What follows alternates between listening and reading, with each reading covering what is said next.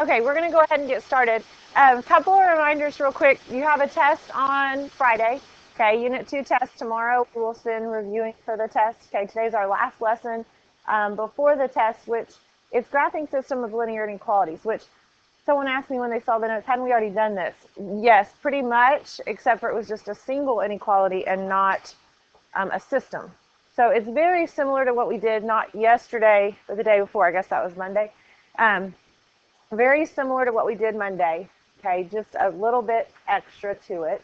So you're still graphing a line and coloring, essentially, okay? But before we get started, what important things about the graph do the inequality signs tell us? So this is that first little review part on your notes page, just to kind of one more time go back over this because this is stuff you'll need to know for your test Friday, okay? What important things, when you're going to graph an inequality, what important things do the different symbols tell us?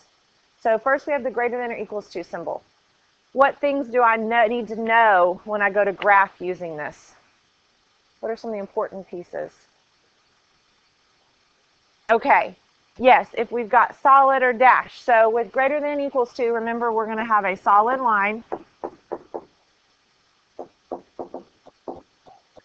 Okay, and then we will have shading also. And because it's greater, it's going to be shaded above. So I put this on here just so you can write it one more time. You know, if you write things multiple times, that tends to help you remember them better.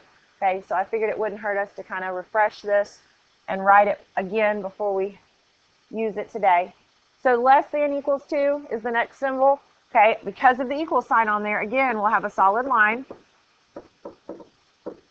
Okay, and because it's less than, you shade below.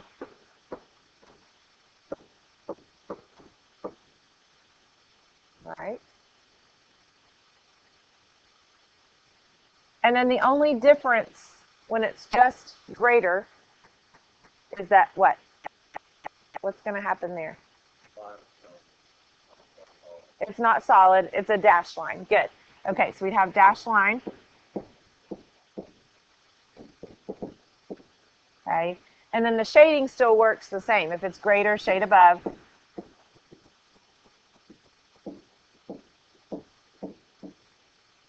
Okay, and then obviously the last symbol is the less than symbol, so it's dashed, shade below.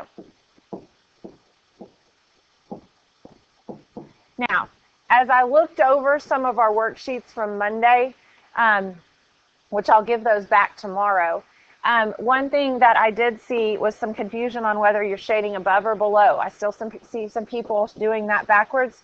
You don't have to write this, just listen and watch. Remember, let's say I have this line, okay, and it's a less than or equals to symbol, okay. When you go to shade, find your y-intercept. Less than is below, so put your pencil on your y-intercept and go down from there, and that'll tell you which side of the line to shade. So I'd shade this side, okay?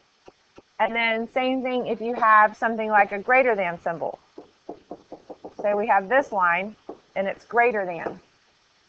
Find your y-intercept, okay? Greater than goes above, so you go up from your y-intercept, and that tells you which side of the line to shade. Okay, so just kind of a refresher on the shading. All right, now, what you're going to do with a system of inequalities is you'll graph and shade both of them, okay, on the same grid. But the solution area is where the shading overlaps. So I'd really like for you to have some kind of highlighter or colored pen or something, but listen to me, okay? Listen carefully. Here's what I want done, because this is hard to grade if you don't follow these instructions. You're going to be graphing two lines, okay, and shading two shadings. But I need the solution zone to be the darkest area. So what you're looking for is, you know, some people will use you know, their shading going one direction and then shade it going the other direction a little bit. Some people use different colors. I'll show you what I mean. So don't get too far ahead of me, because again, I need this to look a certain way to make it easier to find what you think the solution zone is, okay? So with this first one, we're going to graph y is less than or equal to 2x minus 3. So my y-intercept is negative 3, okay? So I put a point there. My slope is 2, so I go up 2 and over 1, up 2 and over 1. Solid or dashed line? Solid, good. Now draw that solid line. Now, I would lightly shade, and I'm going to use, two different colors obviously up here. I'm a little more limited than you guys with what I can use. Okay, lightly shade the less than, what's less than that line. So I'm going to go below that line. So it's going to be all of this. So mine's not going to be very light, but you get the idea. Okay, so there's the first one. Just kind of lightly shade it. Don't go crazy and make it super dark, because that's not the solution. We're not done yet. Now we have to graph the other one. So with this other one, we've got a y-intercept of 2. And what's our slope telling us to do? Watch out, there's a negative there. So we'll go down 1 and right 2. Down 1 and right 2. Solid line again.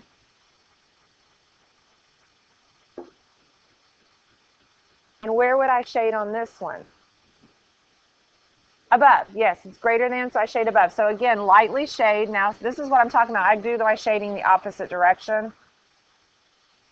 Okay.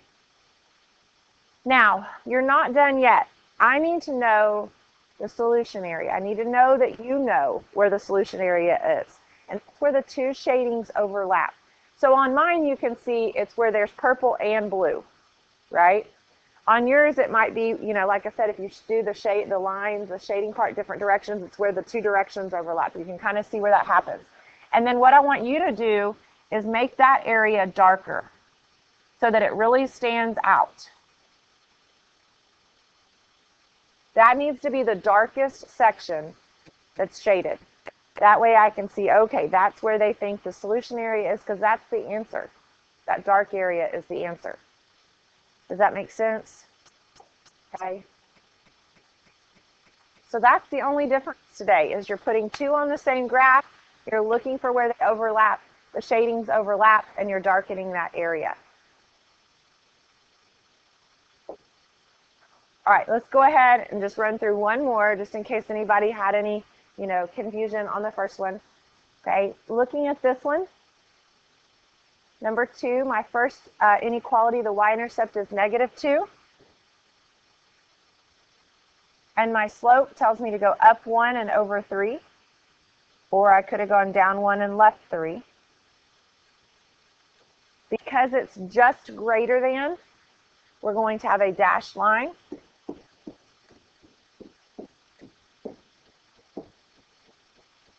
Shade above or below?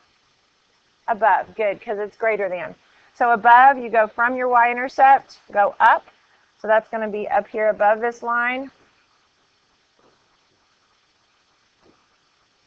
that I shade. Okay. Now, let's see what other color I should use here. I'll try green and see if it'll show up with this red. My y-intercept on this one is 1. Okay. And on this, you're going to go up 4. It's really hard for me to see that up here. Here. And over 3. I think I got it on the right place. Or down 4 and over 3. Dashed line again.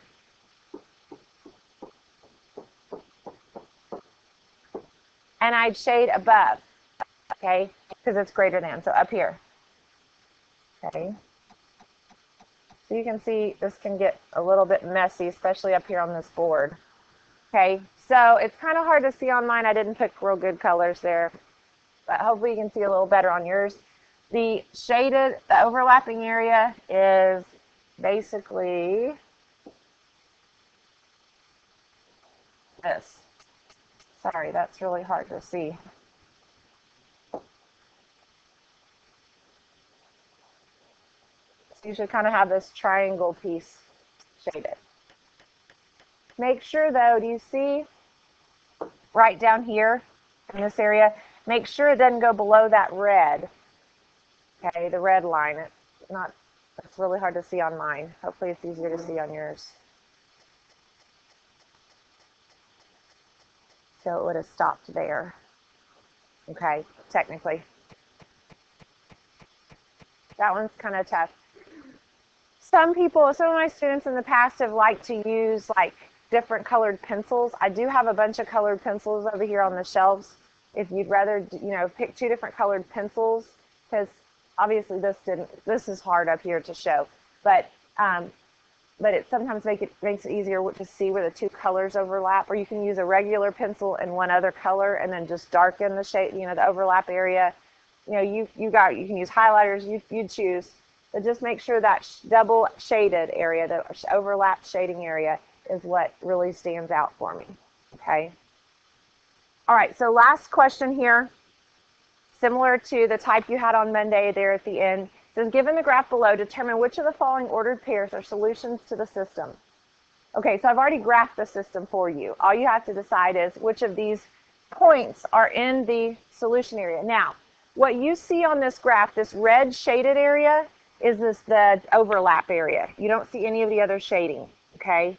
So that red area is where the shadings overlapped, okay? So that is our solution area. So the first point is 2, 4, so over 2, up 4. Obviously not a solution, right? Okay.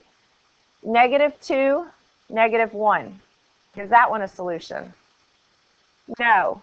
Why not? Very good, because it's on a dashed line and not a solid line. Remember, for it to be a solution, it has to be in the shaded region or on a solid line. Okay. -2, -4. Obviously, that one's in the red zone, so we're going to circle it as a solution. Okay. And then 4, -4. Is that one a solution? No, because it's on a dashed line. So I only have one answer. Let's say I would have had a point right here. I don't know. That point is obviously a decimal, has decimal numbers. Would that one have been a solution? Yes. Okay, good. What about this one? It's on a solid line, but is it part of the region of solutions of the zone? No. Okay, it's kind of outside of all of that, so it's not. Okay? All right. Any questions before we get started? I'm going to stop this. Okay, hold on. You've got an assignment to do. There are 10 questions.